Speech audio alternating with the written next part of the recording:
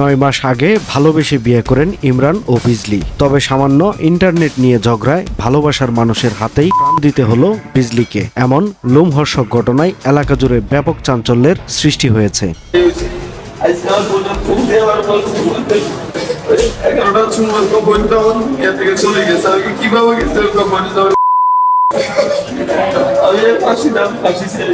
নারায়ণগঞ্জের বন্দরে বিজলি আক্তার আমেনা নামের এক গৃহবধূকে করেছে তার স্বামী। শনিবার রাতে বন্দরের এনায়েতনগর এলাকায় জাহাঙ্গীর মিয়ার ভাড়া বাসায় এই ঘটনা ঘটে।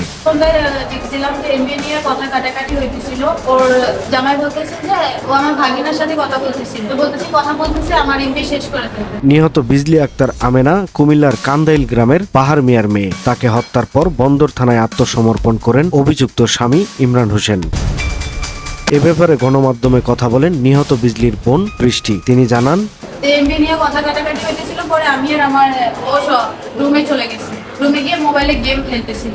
পরে হঠাৎ ভিতরে আপু ডাকতেছে যে আমাকে ধর ধর, তুই আমাদের ধর ধর। পরে দৌড়ায় বাইরে হয়ে এসে দেখি সমাধি। পরে আবার আমরা চিৎকার দেওয়া শুরু করছি, দৌড়ায় পালাইছি। পরে বাড়ি আলা সহ সবাই আইসা এখানে আনছি, কিন্তু এর মাঝখানে ওদের ভিতরে কি হয়েছে ওটা বলতে পারি না। প্রায় সময় ওদের এরকমই হয়, ছোট ছোট বিষয় নিয়ে কথা কাটাকাটি। সময়ের কলম, নিউজ ডেস্ক।